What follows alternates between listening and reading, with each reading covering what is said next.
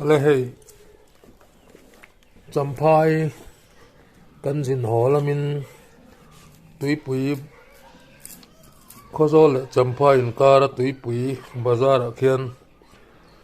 thil te si an lo zuara kan lei honga ti chuan chome kan an siam dona an no reng reng hmu tur om lawa ti chuan cheng zaman a khan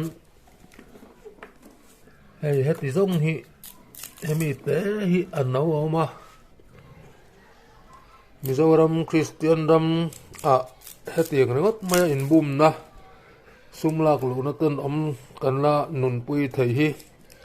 apoi em a hetiang khoparin om na tla sam mizo kan la om hi amakin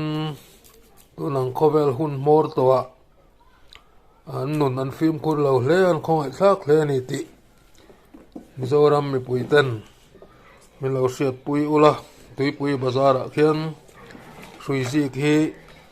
leive hau lo turin ka du chawa hebe to hi ka ser chaw ni